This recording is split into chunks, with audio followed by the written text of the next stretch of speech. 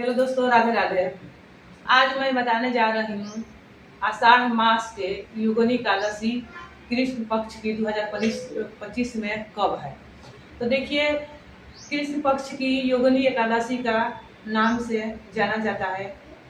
ये एकादशी कब है? 21 जून को है या 22 जून को है? किस दिन किया जाए? तो देखिए, 2 दिन का हो रहा है तो कंफ्यूज आदमी हो जाता है कि किस दिन किया जाए, 22 जून को करे या 21 जून को करे। तो देखिए, इसमें जो 21 जून का जो एकादशी है उसमें तो दशमी आएगी, तो जो दशमी चलकर आएगी उस एकादशी का महत्व कम हो जाता है। इसीलिए जो दशमी आती है वो एकादशी हम लोग नहीं करते हैं। और जिस एकादशी में द्वादशी अगर चलकर आती है उस एकादशी का महत्व ज्यादा हो जाता है। तो जो 22 जून का एकादशी है तो हम लोग 22 जून को ही करेंगे, क्योंकि 22 जून वाला एकादशी का महत्व ज्यादा हो जा रहा है। इसीलिए 22 जून का एकादशी सबसे अति उत्तम है। तो देखिए, एकादशी के हर एकादशी कीजिए, जो भी कीजिए, तो नियम सबका मैंने वही होता है कि जैसे आपका लहसुन प्याज नहा खा जो भी करना है एक दिन पहले से आदमी शुद्ध हो जाता है, क्योंकि दशमी को दिन आदमी शुद्ध से रहना या खाना पीना करना शुरू कर देता है। इसीलिए 1-2 दिन पहले लहसुन प्याज हम लोग खाना छोड़ देते हैं। तो देखिए, इस योगिनी एकादशी में ये नहीं जरूरी है कि निर्जला रहना है। बहुत आदमी तो हर एकादशी निर्जला रहते हैं, लेकिन इसमें ये जरूरी नहीं है कि निर्जला ही रहना है।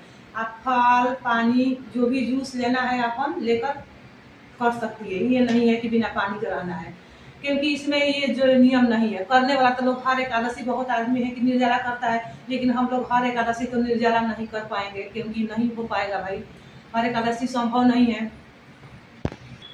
अब देखिए, योगिनी एकादशी करने का महत्व क्या है, इसका फल क्या है। देखिए, इसका फल ये है कि हम लोग है तो जो पाप हम लोग से होता है, जानकर भी पाप होता है, अनजान में भी पाप होता है, तो जो भी हम लोग से पाप तो होते रहता है, तो पाप नष्ट हो जाता है। योगिनी एकादशी करने से पाप नष्ट हो जाता है। इसीलिए हर आदमी को योगिनी एकादशी करना चाहिए।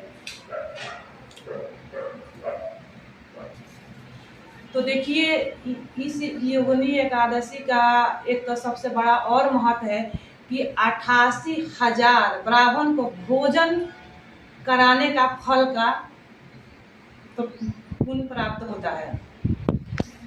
जिस दिन योगिनी एकादशी है उसमें योगिनी एकादशी के एक और बड़ा महत्व है कि इस दिन जागरण बहुत जरूरी होता है। इस योगिनी एकादशी में जागरण पक्का करना चाहिए, लेकिन किसी से अगर नहीं हो पा रहा है, अगर नहीं हो पाए तो कोई बात नहीं, अपने अपने सबको सकने की बात है कि कोई कर पा रहा है या नहीं कर पा रहा है, लेकिन जागरण जिससे हो रहा है तो जागरण पक्का करे, क्योंकि जागरण करने का महत्व बहुत ज्यादा होता है।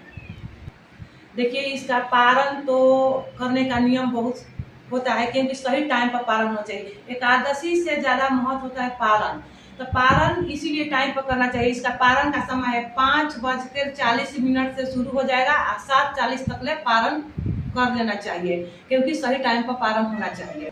पारण करने का ही सबसे बड़ा महत्व है, इसीलिए पारण टाइम पर होना चाहिए।